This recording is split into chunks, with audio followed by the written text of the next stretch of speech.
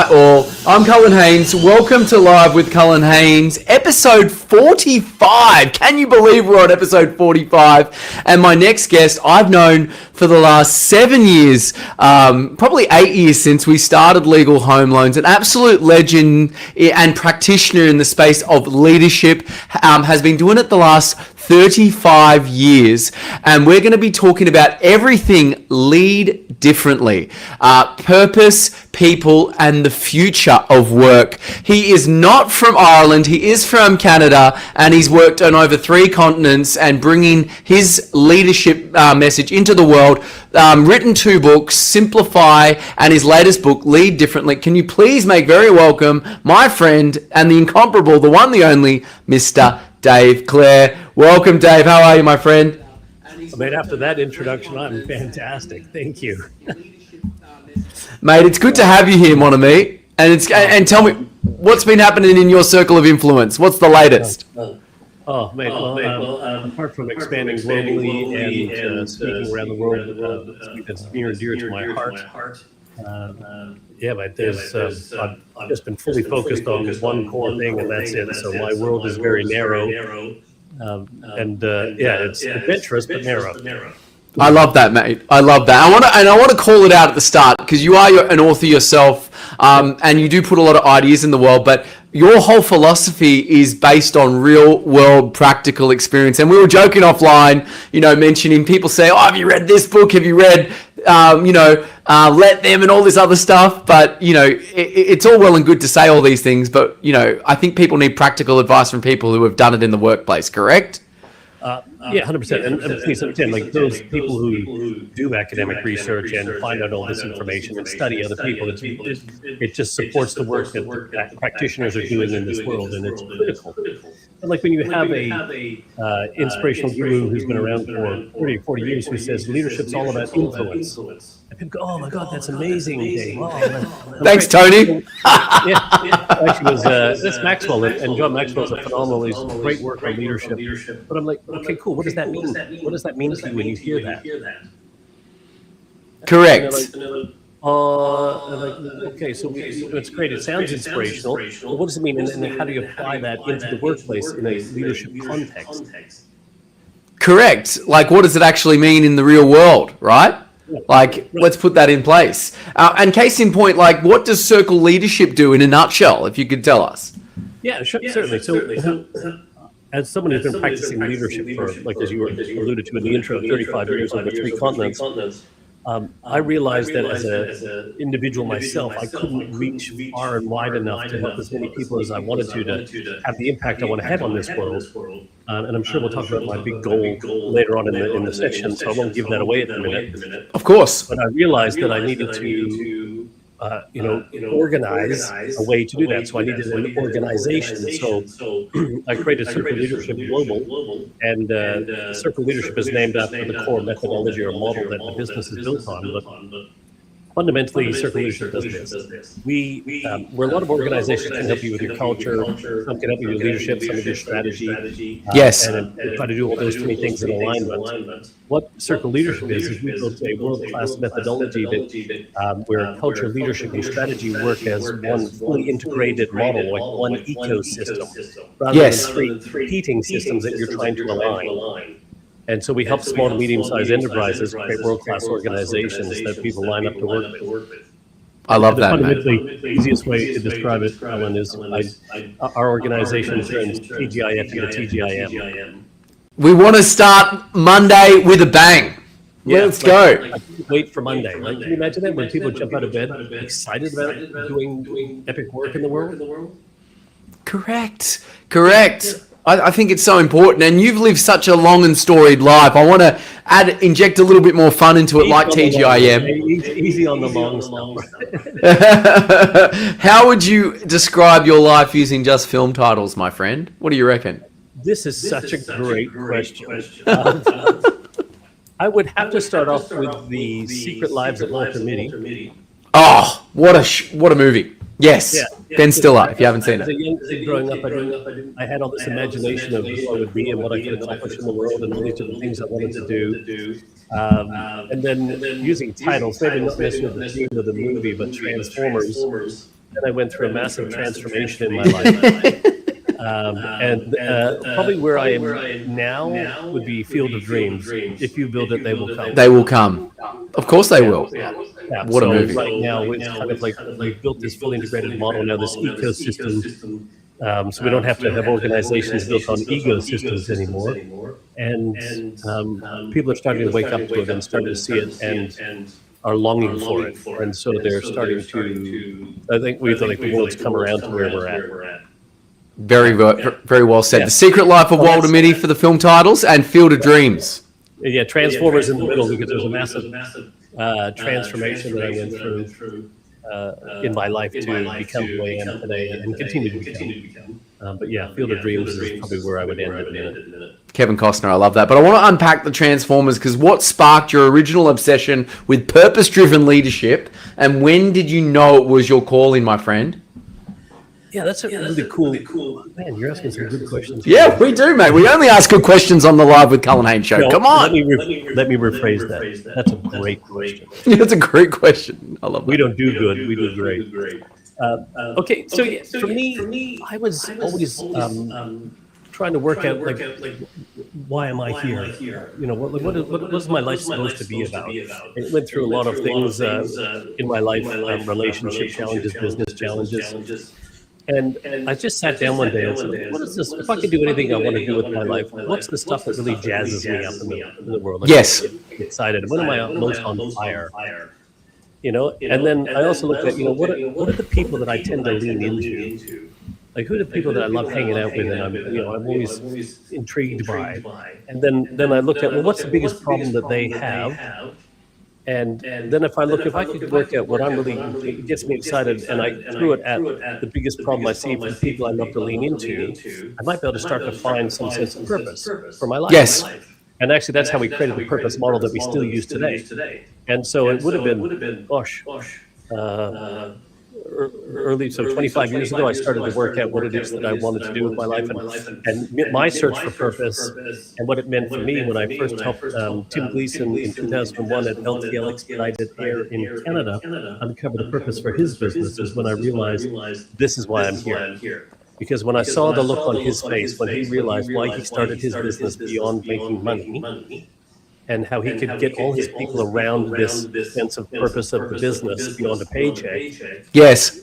That transformation, that a realization or aha moment. I said, I just want to sit across from people and see that facial expression when they get it. You'll see that light up moment, that light bulb moment. Yeah, that's what jazzed me. So ever since then, I've been helping people uncover their purpose and or their business purpose. Please understand that people think the purpose of their business is to make money and provide lifestyle. That's your purpose for having a business. That's not the purpose of the business. Well said. Well said. And there's a specific difference. Yeah, when you work on the purpose of the business, the problem that it's passionate about solving, that for me is when I uncovered that moment in my life. Because I just want to do this for the rest of my life. Well, I want to unpack a little bit about on your socials, and I've known this for quite some time. You're on a mission to inspire 90 million purpose-driven leaders worldwide. Where did that number come from, 90 million? It's very specific. And how close are you, my friend? So first thing, I'll happily tell you the science behind it. There is science behind it. And there is. It's not necessarily my mission, but it is definitely my goal. It's my BHAG. Right?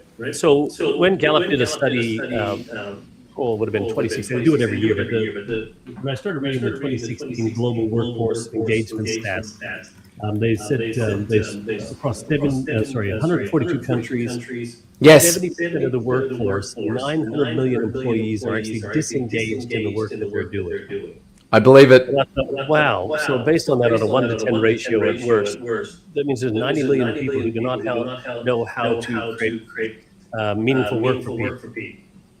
So if I could help 90 million leaders become purpose-driven leaders, that 900 human beings would go home with a TGIM mindset rather than a TGIF, and they have a 2.5 people in their home or life in their circle, that's 2.5 billion people that would feel a lot better about their lives. We could shift the consciousness of the planet. Very well said. That's why I set a big goal to inspire 90 million purpose-driven leaders. The sad part of that, Cullen, to answer your other part, how far have I got to go? Well, we just went through the 2026 stats, and now we have 74% of the world's workforce disengaged, and 10 years later, that's like 2.5 billion human beings who are unhappy at work. It's staggering, isn't it? It's staggering. So now I have to like 2.5 million. Or 2.5 billion or whatever. I don't know how many. Well, 1 to 10. Yes. 250 million instead of 90 million. I got to do 250 million now. So I am 249,900,000 and something. No, you're getting there, my friend. You're getting there, and I'd love to know. Yeah, go ahead. Having an organization is so important. Right, because I can't do it on my own. The point of a vision is more like it's more a measure of my vision for the world. Is a vision is supposed to create the world that's bigger than all of us combined and something we can't accomplish alone. So for me, I couldn't do that myself. So that's why we have this amazing team that we're building around the world, and then all the clients we have that are trailblazers with revolutionary leadership who are showing people that that purpose-driven leadership is the way forward. So. Well, what does it mean? What does it mean to, lead with purpose, lead different, and why do leaders get it wrong so often, my friend, especially in the age of AI? Big questions. Okay, so firstly, most of what we call leadership today, Cullen, is modern management practices. Yes. Okay. You can look at all the leadership training, the courses, you name it. Everything you look at, there's probably 1 or 2 units of people in it. The rest is all just modern management practice. Okay, so first and foremost, what we've been training leaders on was for an industrial age world where humans were doing the doing, and we were the drones, we were the technology for businesses. Now we're in a world where AI is going to take away a lot of the doing.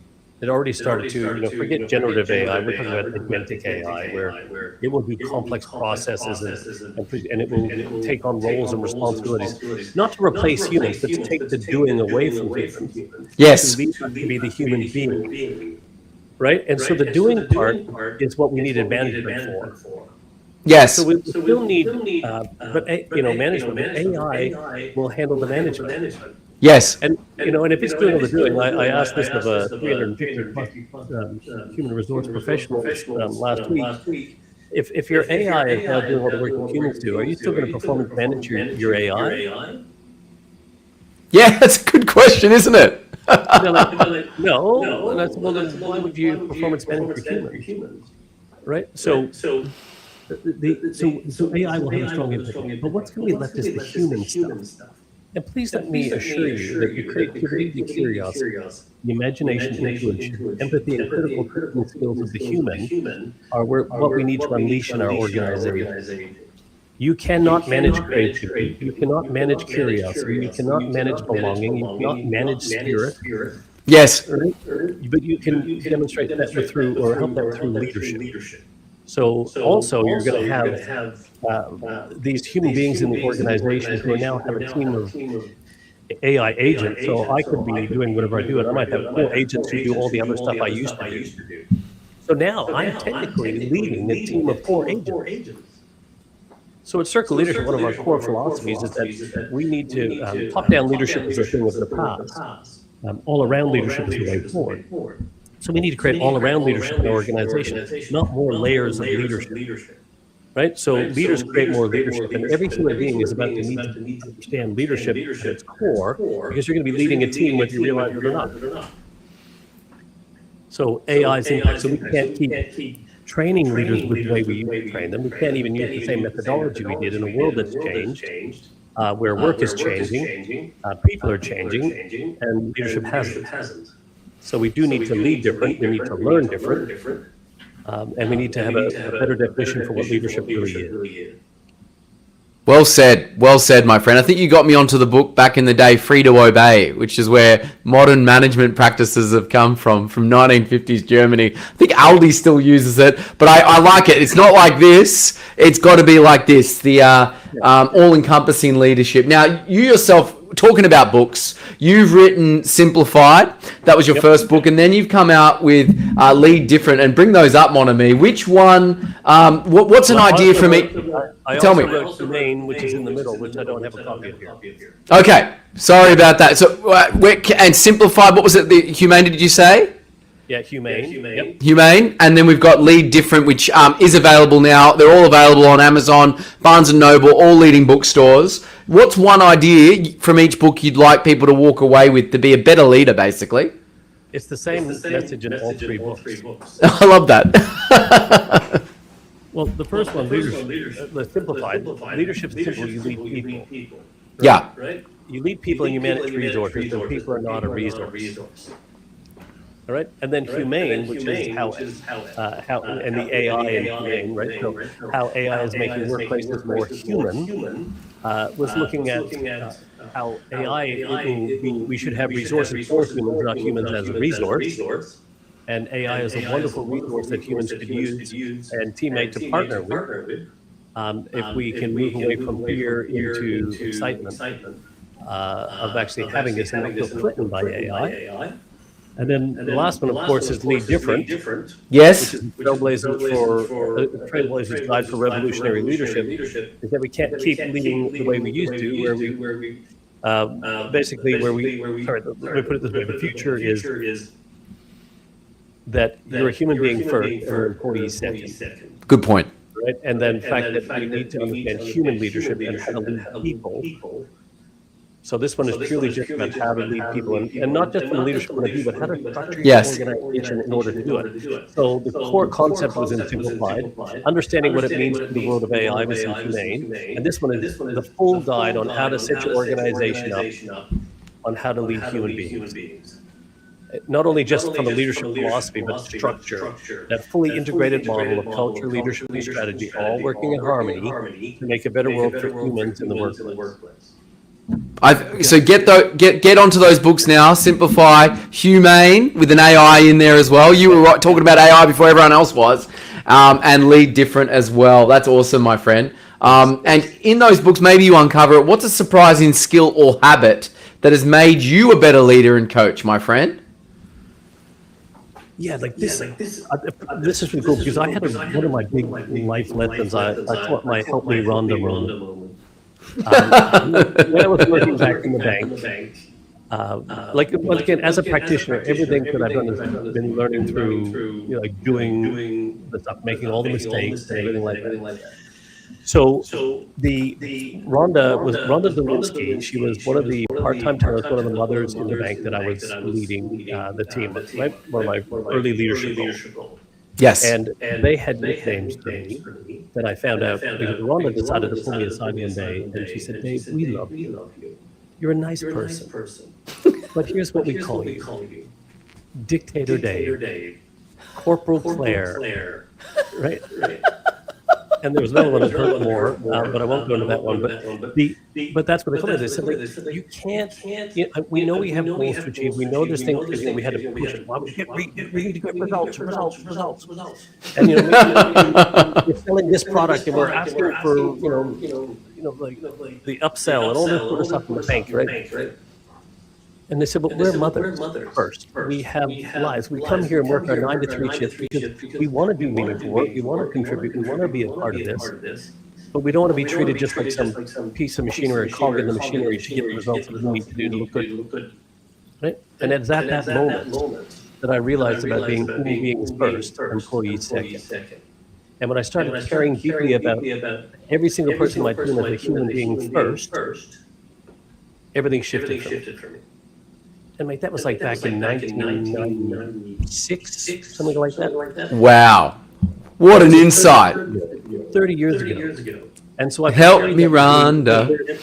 Yeah, and so it's always been my Help Me, Rhonda moment. Like, thank you, Rhonda Zelinsky, if you're still around and you're listening to this, or anyone knows Rhonda, please tell her that was a transformational time in my life, and I owe it all to her. Shout out to Rhonda. Amazing human being first, and I think employee second. Well done, my friend. And that was the whole core message, right? Absolutely, absolutely. And we do have tough days, and things get thrown at us, like comments like that. People could be brooding over that for weeks. How do you unwind after a particularly tough day, my friend? This is really important. And like, I get up every day and I get to do the work I love doing, the people I love doing it with, the people I love doing it for. And I just wish that for everybody. It does not mean that we won't have challenges and struggles. And how much times I'm on airplanes and in Ubers and in hotels and traveling the world and get exhausted. Of course. So for me, there's obviously, other than spending time with my family, with my wife and my kids, and chatting with them, it always brings me joy and fills my cup. But personally, just to share the two most important things outside of that for me, yes, is going for a round of golf and having an epic cigar. I love that. Very Arnold Schwarzenegger-esque, or getting the big stogie going. I love that. I love that. And a cigar lounge here at my house now that I set up for myself, where I just go, and it's like a chance to escape from the screen, escape from everything, and not even like escape from the right word, but just to be present in the moment. And because I'm always thinking about the future and stuff, and so for me, it's the best thing for me to unwind and relax is to be present. I love that. Being in the present, the here and the now, mon ami. I think that's an amazing message. And talking about being in the present, are there any passion projects that are dear to you that you're working on right now? Well, there's a couple. There's a very small one. I'm actually we're talking about management and leadership. I've actually been going through every single role, like imagine property manager, project manager, all these different titles. And then creating what a project leadership role would look like, what property leadership would look like. And so I've been actually taking all these 10 most popular, like sales manager to sales leadership, and helping people to understand the transition from management to leadership. And so I've been working at 10 new role and responsibility templates for all those roles to help people to understand this is the future of property management, this is the future of project management, this is the future of sales management, this is the future. And so I've been working on that as a side project and something, and then obviously I have 2 other books in the work. I love that. I can't wait to read them, my friend. I can't wait to read them. And we're talking about, if you're watching, this is live, LinkedIn, YouTube, Facebook, Twitch, X. I should say, if there's any burning questions, put them in the comments. I'll dare ask Dave, and he can give us the take. Yeah, we're happening. It's now. It's live, which is great. Fantastic. Where do you see leadership and the future of work, as we said in the title, in the next 10 years, would you say? This is such a great question. I love this because it really stimulates my thinking. And I have no pat answers. So the first thing I would challenge people is, Cullen, you're probably a little too young to remember this, but a lot of people in my generation will remember this saying. This was the mantra of the workforce. Dave, you're paid to work, not the thing. Oh, it's above your pay grade. There you go. Right. So now, I used to joke about this a little bit with leaders, but now I'm dead serious. Here's the new mantra. Cullen, you're paid to think. And if you have to do some work, let us know. We'll see if we can find some other way to get that done for you. There you go. So can you imagine when there you are, you're leaving your home, and your kids go, "Where are you going, Daddy?" You go, "I'm going off to think." Not to work. Right?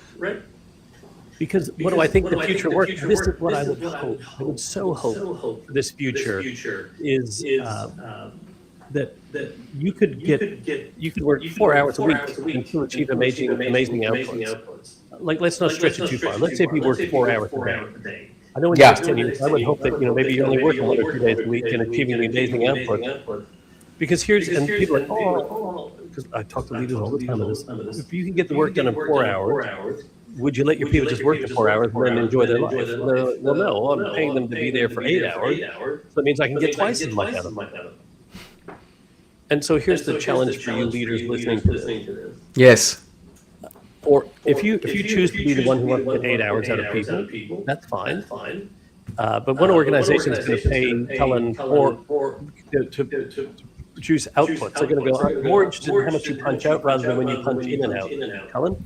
And if you can punch out this and it takes you only 3 or 4 hours, I want you to go to the gym. I want you to go out with your wife or your kids, or I want you to go sit in your cigar lounge. I want you to go and do workout, whatever it is that you want to do. You want to go gardening, read a book, whatever it is. Absolutely, please do that. And then you're going to go, that's awesome. And then you're going to be looking at another organization and saying, hey, we're going to get you to do all this, and you're going to work 8 hours instead to get that. Now, where are you going to choose to work in the future? The 4-hour organization that allows me to, be omnipotent with my time and treat me like an adult. And, I think so. Imagine if we treated people like adults. So here's the irony of it all, the future of work, right, is what we want people's creativity, curiosity, the imagination, intuition, empathy, critical, all the things you were born with, all those childlike tendencies that you had, that you spent the last 20 or 30 years trying to get out of you, right, to condition it out of you. And now we're saying, hey, in the future world, I'm going to treat you like an adult by allowing you to be like a child. Well said. Well said. We need those childlike, that inquisitiveness, that creativity, and all that stuff that we had when we were kids. We need to turn that back on. And if it only takes 4 hours, and you can do that and have an amazing life, why would you not want that for somebody? I love that message, my friend. And I've got, 2 young boys, and I want to spend more time with my kids. How would you describe what you do to make it as easy as possible for children? If my 3-year-old said in his 3-year-old way, Dave, what does this guy do? What does Dave do? How would you just respond, my friend? Do your friends, do they get to see their mommy or daddy very often? That's a good question. So I help people build businesses where everyone can see their mommy and daddy more often. That's very special, my friend.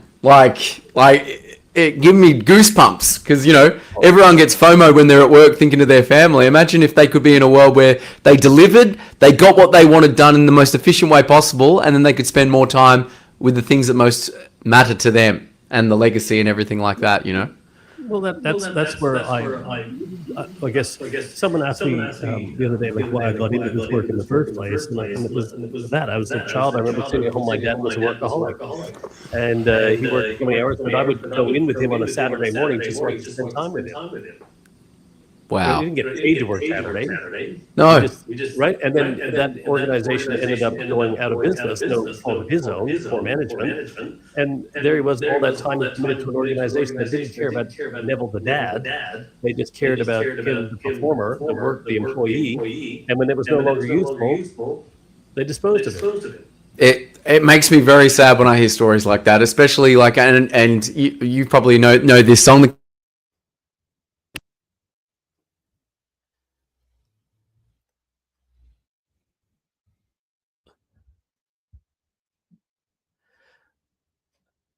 I know we're live, mate, but I have totally lost all sound of whatever you're saying, and I'm sure it might be Cats in the Cradle. I'm not sure if that's what you were talking about.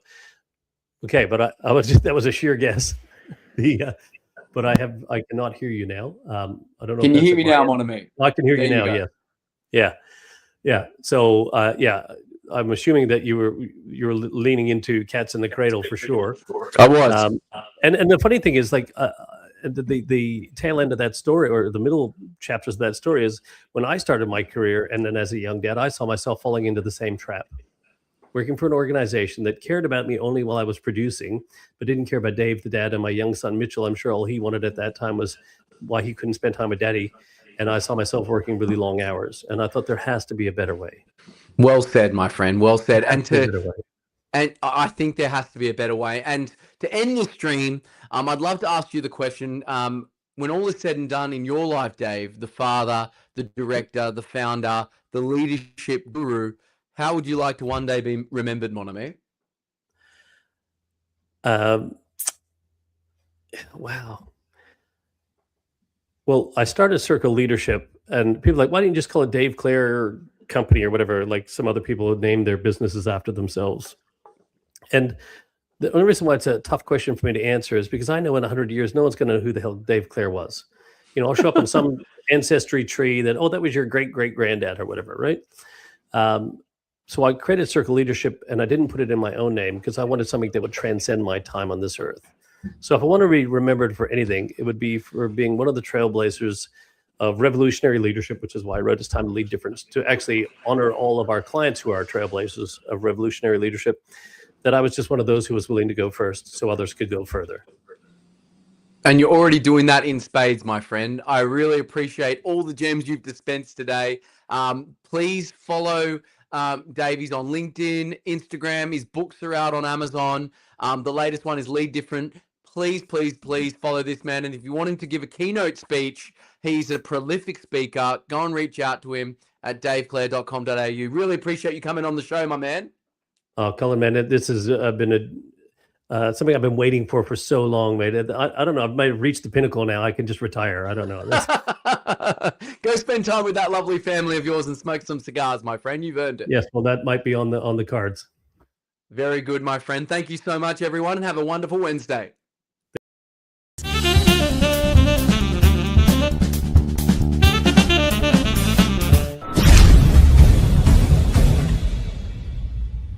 Hey there, Cullen Haynes here, Australia's leading broker for lawyers on LinkedIn, and here's why I want to talk to you today about my book, my new book, The Laws of LinkedIn, 23 ways to find your tribe, build your following, and make 7 figures on LinkedIn. When I started this journey 7 years ago, when we built, myself and Andrew, my business partner, we built legal home loans from the ground up, the pain point for us was we were at a standing start.